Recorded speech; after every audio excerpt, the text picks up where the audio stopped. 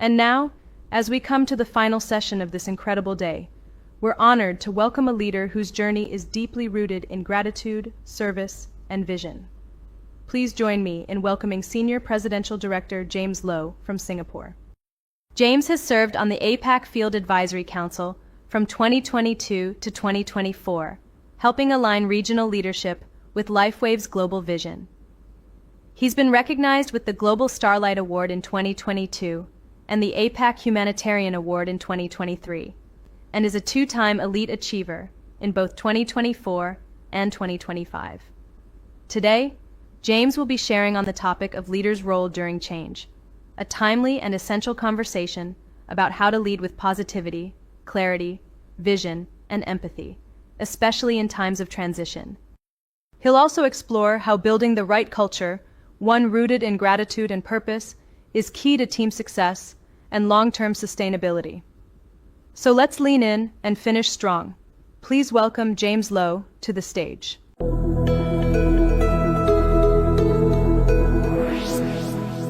Good day, everyone.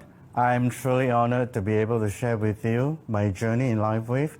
I represent Singapore Life Changes. It's my honor because I just want to share what we've been going through, how we learn and grow together in every step of the way. What I'm about to share is something deeply meaningful to me, and I hope is that it brings value as you grow your team. Please know that I'm not here to teach you, but simply to share and impart how I've been building my Lifewave business in Singapore. I'm going to begin by asking this question: how do you attract the right people who are willing to be a part of your organization and you want to work with you? About making sure they are missionally aligned, they have the right passion, the right calling, and are aligned with the right values. Really important. How do you attract the right people to be a part of your organization? And this is super, super important. Why? Because the potential of your organization rests on the strength of its people. Again, the potential of your organization always rests on the strength of its people. Your potential impact, it always reflects the quality of your leaders. Unfortunately, so many leaders don't really understand this truth. A lot of leaders obsess about things that I would call like organizational strategy. They focus on first like finding the right location, or designing the right brand, or creating the right advertising strategy. And there's nothing wrong with this actually, but I would suggest a better approach. And that is, many leaders obsess about developing the right strategy, but the best leaders obsess about developing the right leaders. And I want to say it again, so many people, they're just like, hey, strategy, and what do we do next? But the very best leaders obsess about developing the right leaders. Why? Because the right leaders will find the right location, and the right leaders will design the right branding, and they'll create the right advertising strategy. Why? Because the potential of your organization rests on the strength of its people. So what do? You want the right leaders, and you want the leaders that match your mission, reflect your values, share your calling, and lead with aligning values. In other words, you always want talented leaders, right? But you don't just want talented leaders, you want talented leaders that are aligned with your values. Super important. I think this is important. Instead of asking how do you attract the right leaders, I would suggest adding one little word that reshapes how we think about leaders. And I'll add this word: how do you attract and build the right leaders? Think before attract. As often as possible, when you're looking at developing your team, think before you attract. In Singapore Life Changes, that's how we identify ourselves as: I allow my leaders to freely express themselves. I see the potential of each one of them and allow them to use their strengths and creativity to build and grow the organization. So how do you attract and build the leaders that are aligned missionally with you? And so we'll start with the big premise, and then we'll drill down to specifics. We're going to think more about creating a culture that is so compelling and that the right people, the right leaders are drawn to it. Let's talk about it. So what is your culture? How is it created? Your culture is created by default or design. every single time is created by default or by design. In other words, your culture, it seems obvious, but it's so true. It is a result of what you have intentionally created or what you have unintentionally allowed. And what is your culture? It is an unwritten rule. It's how people think. It's how people behave. And it's always a result of what you intentionally create or unintentionally allow. And so to state the obvious, but we need to say it is I don't care how much you care, how hard you work, you will never create a healthy, strong, thriving culture by accident. And so important, you will never attract, build, and retain the right people when you tolerate an unhealthy culture. Your culture matters more than you can imagine. So let's get practical and talk about it. If you want to attract and build missionally aligned leaders, what do you do? We are going to talk about three things. Number one, you want to be clear about what you value. You want to really, really care about what you value. Now, why does it matter? It matters because you don't attract what you want. You attract who you are. You don't just say, hey, I want to attract leaders that are excellent. If you don't live with excellence, you don't just attract people that are humble. If you are full of pride, you don't just attract what you want, you attract who you are. So you're not just out there like trying to find the right people. You are creating a type of organization that the right people want to join. You will never attract, build, retain leaders when you tolerate an unhealthy culture. Your culture matters more than you can imagine. Number one, you want to be clear about what you value. You want to really, really care about what you value. So how do you create the values? Well, you start with what you love and what you hate. What you want and what you love and what you righteously hate. What you stand for and what you don't ever want to tolerate. And then you're going to pick about maybe 3, 4, 5, or 6, never more than 7 values. And you want your values to be very, very clear, very compelling, and memorable. You want everyone to know these values. You want them to not just be words on the wall in the hall, but you want them to be burnt on the hearts of your leaders. What you believe determines what you do. What you value determines what you do. What you believe determines how you behave. So what you want to do is what you want to be super, super clear. These are the values that are things that stands for in our organization.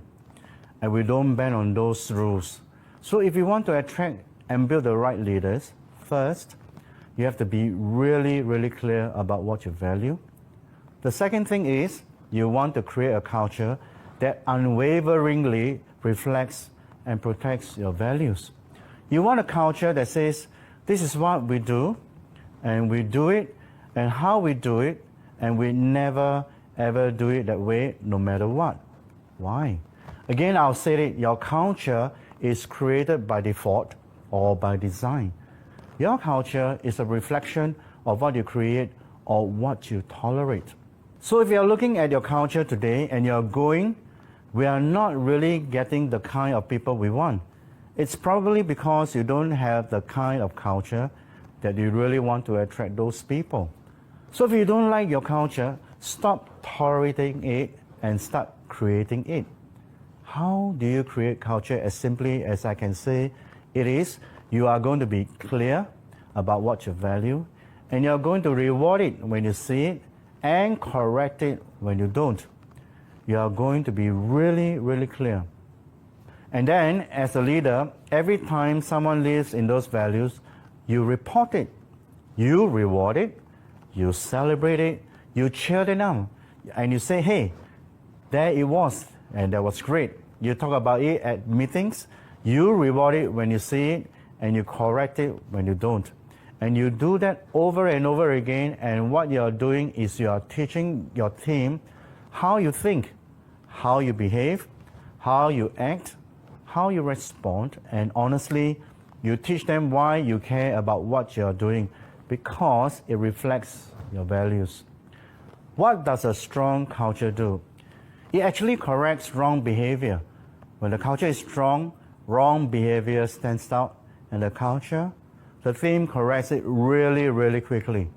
So it's not easy, and you're going to want to work really, really hard, like starting now, starting yesterday, starting immediately on establishing a strong culture. When you work hard on creating the right culture will work hard for you. Let me say it again. When you work hard on creating the right culture, then the right culture will work hard for you. It's going to drive the right behaviors, and it's going to correct the wrong ones. And then all of a sudden, this culture, this is like your advertisement. Like people say, I want to be a part of that, because you've got clarity, you've got directions, you've got mission, you've got passion. And the good news is this, it just takes consistency over time. You reward it and you correct it, do it consistently over time. Once you create it, then you have to righteously guard it. So every meeting, all the time, everywhere, anytime, you're with people, you're talking values, you're celebrating it, you're correcting when it's not there. Why? Because your vision leads and values drift. Vision leads and values drift. So as a leader, you are the chief reminding officer. Here's what we stand for. Here's where we are going. Here's what we believe. Here's what we value. Why? If you want the right people, you have to create the right culture. So number one, be clear about what you value. Number two, create a culture that is unwavering. It unwaveringly reflects and protects your values. Now, let's talk about the people. Number three, what you want to do is you want to recruit for values over talent. This is going to make you mad. It's actually hard for me to say it, but it's true. You're going to recruit for values over talent. And you may say, that's okay. I can't quite buy that. But I beg of you to believe me. Recruit for values over talent. Yes, of course. You want smart leaders. Yes, you want bright leaders. You want gifted leaders. You want leaders with talent. Yes, but take it to the bank. When talent isn't rooted in strong values, the results will be shallow and short-lived. Let me say it again. And I want you to hear it. And if led for any time, you know it's true. When talent isn't rooted in strong values, the result will be shallow and short-lived without character. Someone's gifts that quickly become liabilities. I mean, they can be incredibly talented, but if they don't have character, they are going to fall apart and create organizational disasters, right and left. And I would give you an example. I have people who comes to the office who tell me, they want to join me, they want to join that person. I've created a culture so much so that they will say, hey, they come to me and tell me somebody has actually approached us and wanted to join us. To which I would say, well, have you actually asked them who they belong to previously? So what we're trying to do is when we have a strong culture, they will automatically come back to me and report to me. And that's what I mean, that you will become your own advertisement. But if you have been leading for any time at all, you've led it, right? We've all been around the talented leader that lacks integrity, or capable leader that loses her temper, or the brilliant charismatic leader that lacks consistency, or is over-demanding, or whatever it is, and it doesn't matter how capable they are. If their values are organizationally misaligned, they will end up leading the other team members into the wrong place. So you have to get it right. And I want to be really, really clear and tell you this, that they don't even have to be what I call like bad values, like lacking integrity, to be a liability, that the values can simply be like different from yours. And that can be a problem. I'm going to begin by asking this question.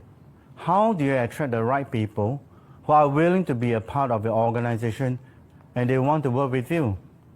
About making sure they are missionally aligned, they have the right passion, the right calling, and align with you with the right values. About making sure they are missionally aligned and they have the right passion, the right calling, and are aligned with the right values. Really important. How do you attract the right people to be a part of the organization? And this is super important. Example, a flashy entrepreneur who's done multiple businesses, talks big, but is always asking, what's the complaint? How fast can I make 5 figures? And then another case, a 55-year-old auntie who uses the patches daily, tells her church friends about it from the heart, and is always present. And even if she's shy to speak, why? Why do you go to the auntie? She's grounded, sincere, and has influence where it matters. Her community trusts her.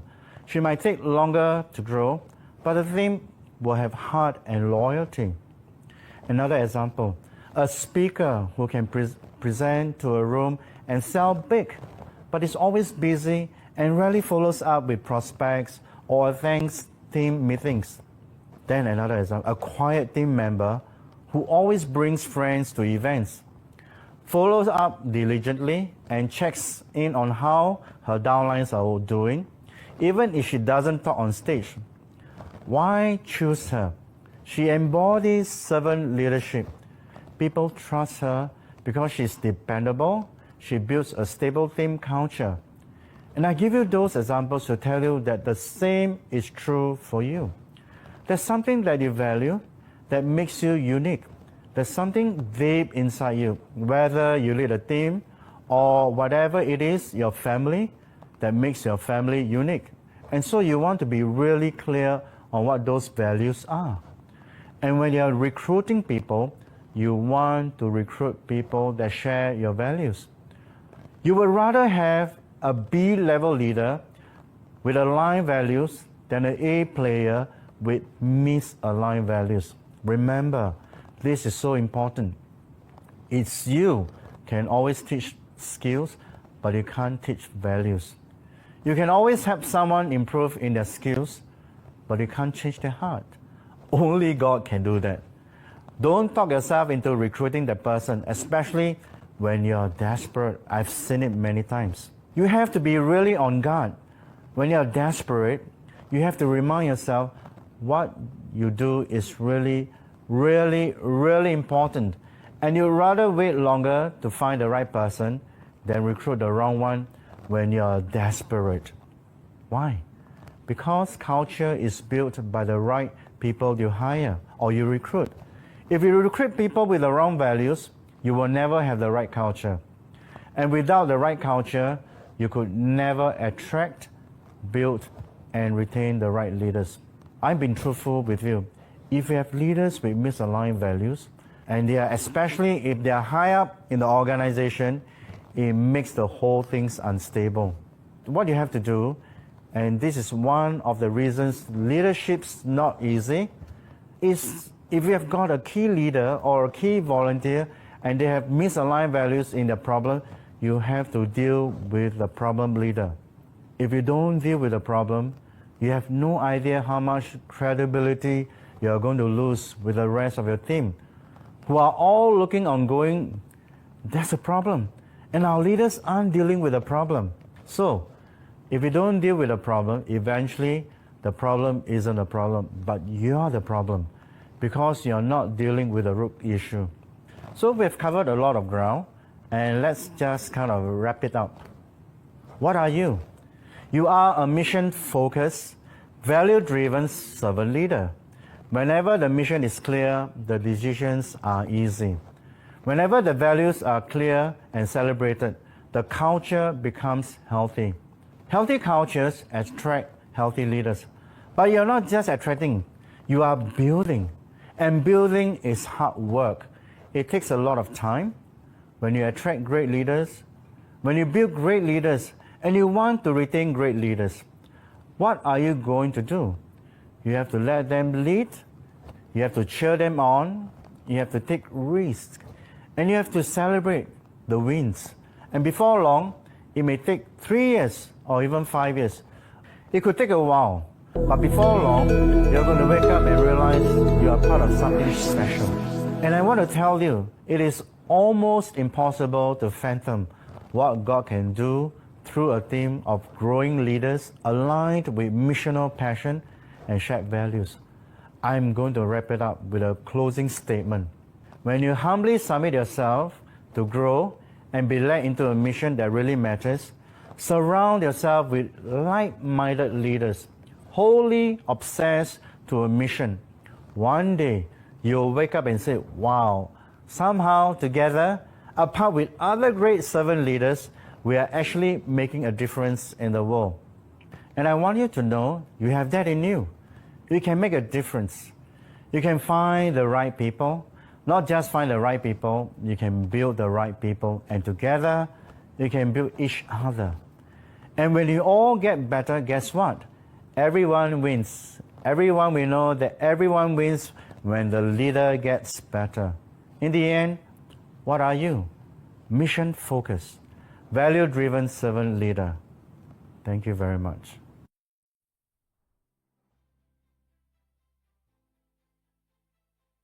What a powerful sharing.